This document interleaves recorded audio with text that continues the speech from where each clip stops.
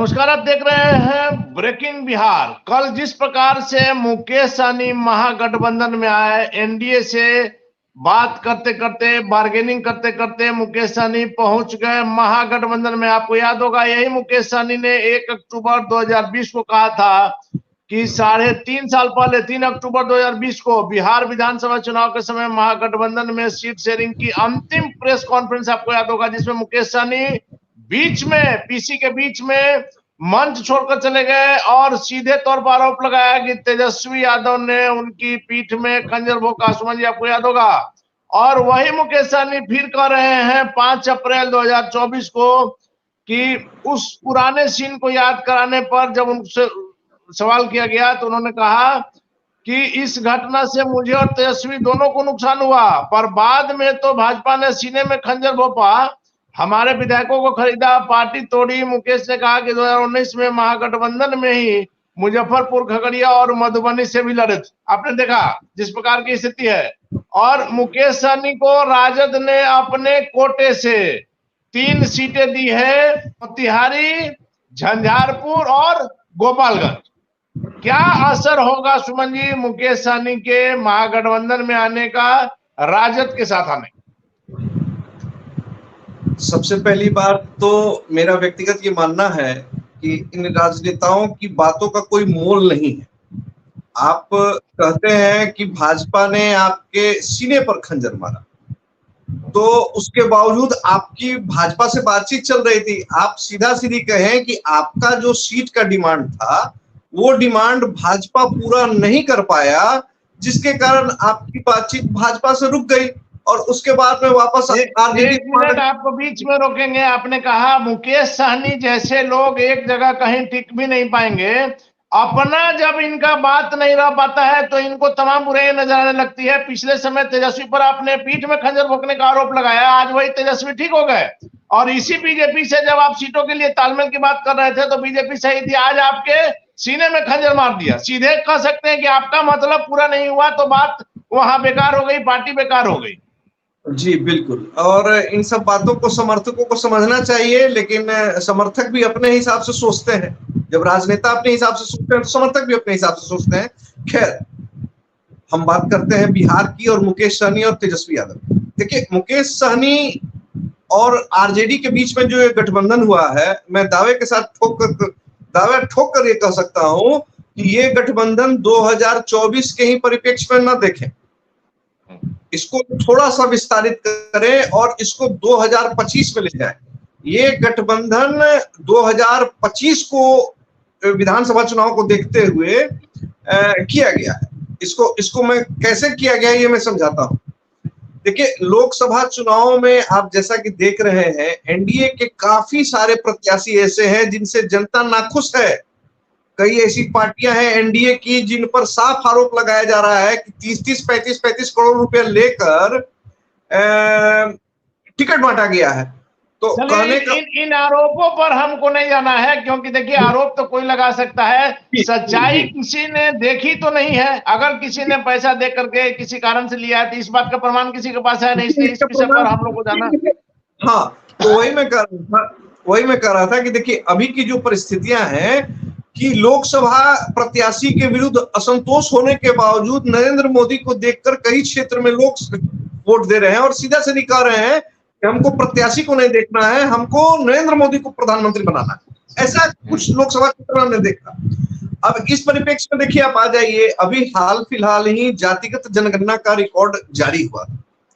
तो जातिगत जनगणना में मल्लाह समुदाय का, मल्लाह जाति का जो है वोटों का भी प्रतिशत आया था, जिसमें मल्लाहों की आबादी 34,10,000 के आसपास में बताई गई थी, जो कि 2.6% होता है।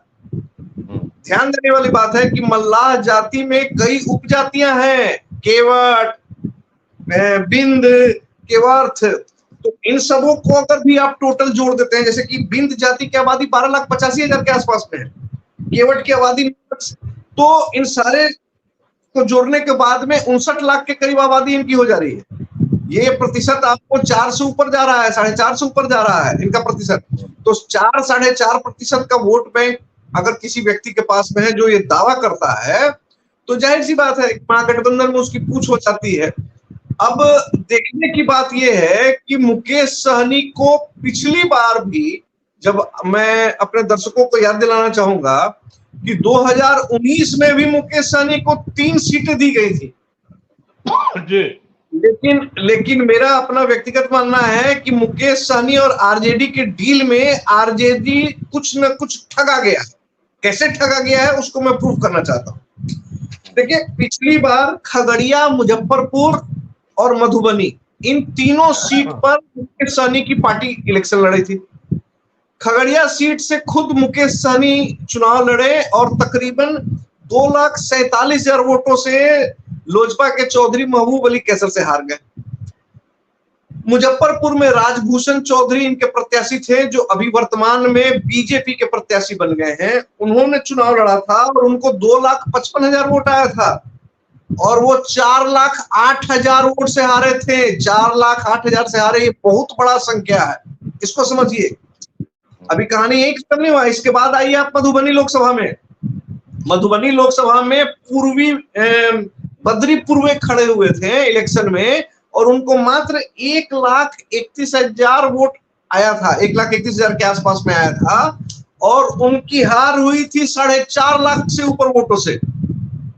तो ये मुकेश सहनी का जनाधार है। देखिए, एक बात समझना होगा, आपकी जाति के मतदाताओं की संख्या कितनी प्रतिशत है ये एक अलग विषय है, और आप जिस क्षेत्र में चुनाव लड़ रहे हैं वहां आपके जाति के मतदाताओं की संख्या क्या है और जिस गठबंधन के तहत आप उस सीट से लड़ रहे हैं उस गठबंधन के तहत बाकी जातियां आप पर कितना विश्वास कर रही हैं, उनका कितना वोट आपकी तरफ टर्न हो रहा है, ये एक बिल्कुल ही अलग विषय है।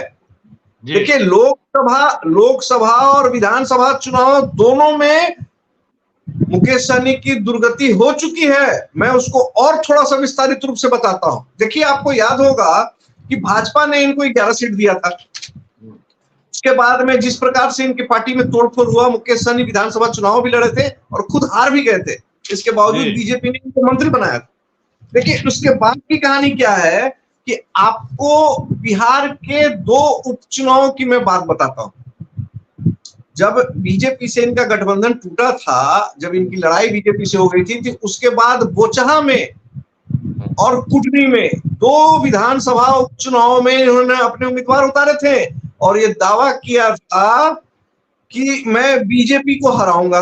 देखिए, बोचहा चुनावों के समय में मुसाफिर पासवान, जो इनकी पार्टी के विधायक थे, उनके असामयिक निधन के कारण वो सीट रिक्त हुआ था और वहां पर इन्होंने गीता देवी को उतारा था।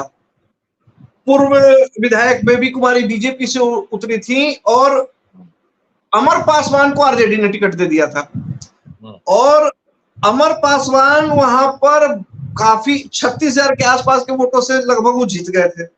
अब देखिए, उनको गीता देवी को मात्र 29,000 वोट आया, जो वीआईपी की प्रत्याशी थी, तीसरे नंबर पर रही थी। आपका सिटिंग सीट था, पर चूंकि पिछली बार आपको बीजेपी का सपोर्ट था तो आप वहां से जीत गए थे और जब आप अकेले लड़े तो आप तीसरे नंबर पर आए। इसके अलावा मैं बात करना चाहूंगा कुढ़नी की। कुढ़नी विधानसभा में बीजेपी के प्रत्याशी के कुढ़नी में मुकेश सहनी ने बड़ा बड़ा दावा किया था कि हम किसी भी हाल में बीजेपी को हरा कर दम लेंगे। वहां पर केदार गुप्ता 70,000 के आसपास से वोट लाए, जीत गए और इनके प्रत्याशी थे नीलाभ कुमार। नीलाभ कुमार को 10,000 से कुछ कम वोट आया था और वहां चूंकि कुढ़नी चुनाव में हम लोगों की टीम भी गई थी और हम लोगों ने देखा कि नीलाभ कुमार को भी जो वोट आया था वो सिर्फ और सिर्फ नीलाभ कुमार भूमिहार जाति से आते हैं, तो उनकी जाति का ही वोट उनको आया था। मुकेश सहनी का वोट उनको ट्रांसफर नहीं हुआ था। तो ये भी एक विचारणीय प्रश्न है कि विधानसभा में और लोकसभा में आप महागठबंधन के साथ में आए थे, पिछली बार 3 सीट पर लड़े थे और आपकी हार नहीं हुई थी। मधुबनी में आपका जमानत जब्त हो गया था, 4.5 लाख से ऊपर वोट से हारे थे। राजभूषण चौधरी 4,08,000 के आसपास में वोट से हारे थे। 4 लाख का वोट हारना, आप समझ सकते हैं कि मतलब ये कितनी शर्मनाक हार थी मुकेश सहनी की। उसके बाद में ये बार बार दावा करते हैं कि सन ऑफ मल्लाह, मैं बार बार ये बात कर रहा हूं, मल्लाहों का वोट होना एक तरफ ये है। अब देखिए ये 3 सीट लिए हैं, गोपालगंज, झंझारपुर और मोतिहारी। मोतिहारी में आपको राधा मोहन सिंह सांसद हैं, लगातार 3-4 बार से वो सांसद बनते हुए आ रहे हैं, बीजेपी के कद्दावर नेता के तौर पर गिनती होती है उनकी। इसके अलावा बाकी दोनों सीट पर आपको जदयू काबिज है। अब आपको यह देखना है कि गोपालगंज सुरक्षित क्षेत्र है, झंझारपुर में लगातार, हालांकि देवेंद्र प्रसाद यादव वहां से 4 से 5 बार सांसद चुने आए हैं, लेकिन इसके बावजूद अभी आप देखेंगे तो वहां पर अति पिछड़ी जातियों की गोलबंदी जो है वो ज्यादा है। और अभी जैसे कि वहां पर रामप्रीत मंडल वहां के सांसद हैं, और पिछली बार उन्होंने आरजेडी के गुलाब यादव को करीबन 3,22,000 वोटों से हराया। गोपालगंज में भी बीजेपी की करीबन 2,83,000 वोटों से जीत हुई थी। इसके अलावा राधा मोहन सिंह भी तकरीबन 2,92,000 वोट से जीते थे। ये तीनों सीट इनको मिली है।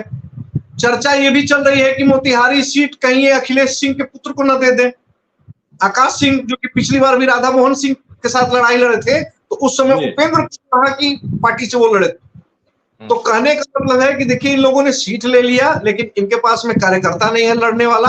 आरजेडी को भी वहां पर कैंडिडेट नहीं मिल रहा था ढंग से जो चुनाव लड़ सके, इसीलिए आरजेडी और वीआईपी का ये जो गठबंधन हुआ है, मुझे ऐसा लगता है कि ये 2024 लोकसभा चुनाव को देखते हुए बिल्कुल गठबंधन नहीं हुआ है।